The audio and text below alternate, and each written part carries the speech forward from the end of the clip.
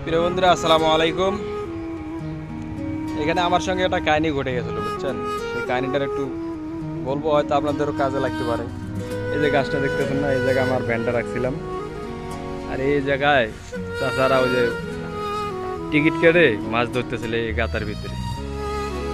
তা আমি এই জায়গায় আসছি, খাড়াইছিলাম, তো এইভাবে খাড়াইছি। পরে দেখি যে চাচার একটা শোল মাছ উঠছে। তা আমি ওই জায়গায় ভ্যানটা রাখিয়া এখান থেকে গেলে ওইখানে গেছি।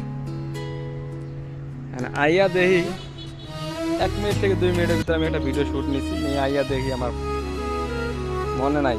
পরে বাসায় যা দেখি আমার পাল্লাটা নাই, বুঝছেন? তো এই জায়গায় দেখছিলাম, তো একজনে কইছিল যে পাল্লাটা নিয়ে দেবো। হ্যাঁ, এসে আর এক ব্যাট পার আমার কি কইতেছে জানেন? হ্যাঁ, আমার কইতেছে আরে 1000 টাকা দিয়ে যাইতাম, আমার লেগে পাল্লাটা নিয়ে আর একটা দিব। ওই দিন আমার লগে যাওন যাইতাম, এটা কোনো কথা? 1000 টাকা দিয়ে যাইতাম, পাল্লা তো গেছে গেছেই, এটাও আমার যাইতে হবে। তো মানুষের কিভাবে উপকার করে, উপকারের নামে যে বাস দেয়, এটা বলা খুবই করে।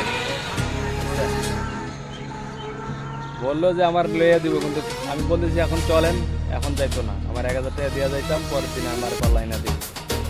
দেখেন পাবলিক, এই সে উপকার। মানুষকে বিশ্বাস করা বড়ই কঠিন। ভালো থাকবেন। ভিডিওটা যদি ভালো লাগে শেয়ার করে দিবেন। যারা ইউটিউব থেকে দেখবেন সাবস্ক্রাইব করবেন, এবং যারা ফেসবুক থেকে দেখবেন ফলো দিয়ে রাখবেন। ভালো থাকবেন। আসসালামু আলাইকুম ওয়া রাহমাতুল্লাহি ওয়া বারাকাতুহু।